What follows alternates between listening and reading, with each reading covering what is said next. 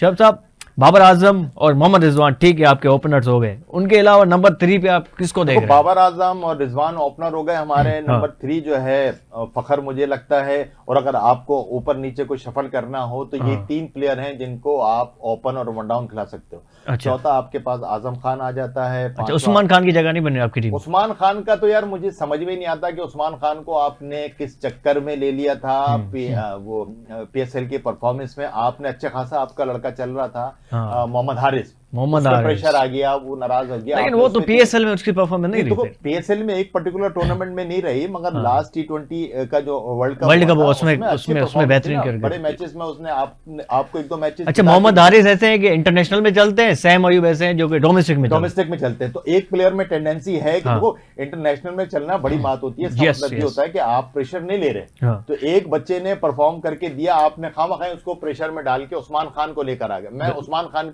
को लेने के हक में नहीं था। अच्छा। और आप ये देख लेना, मेरी बात लिख के रख लो, उस्मान खान पछताएगा कि जनाब उसने यूएई में क्यों छोड़ के गलत करी, इखलाकी तौर पर भी गलत था।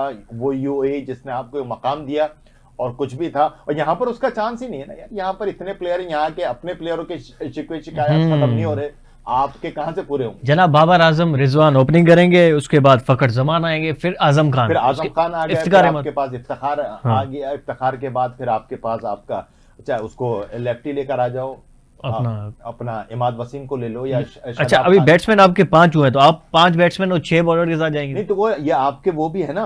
अब ये शादाब खान अगर आपका टीम में होता है तो शादाब खान पूरी बैटिंग करता है। सही। और शादाब खान के बाद अगर आपका वो इमाद वसीम को भी आप टीम में रखते हो। अब देखो शादाब खान पे सुना सवाल उठ रहा है कि शादाब खान को लेते हैं या उसामा मीर को लेते हैं। वो उसामा मीर अबरार को लेते हैं। मुझे लगता है कि जनाब जिस किस्म का फेवर वो सरफराज वो अपना बाबर उनको देते हैं तो शादाब भी खेलेगा, क्योंकि लेग स्पिनर की कमी भी है, क्योंकि अबरार भी। उसके बाद आपको बड़े मैच के अंदर तो फिर आपको रिस्क नहीं लेना चाहिए ना। अबरार को अगर आपको लेना ही था तो फिर आप उसको पहले 4-5 मैच खिलाते ना। अभी एक भी मैच नहीं खिलाया, आप उसको डायरेक्ट वर्ल्ड कप में लाके आप कैसे कर लोगे?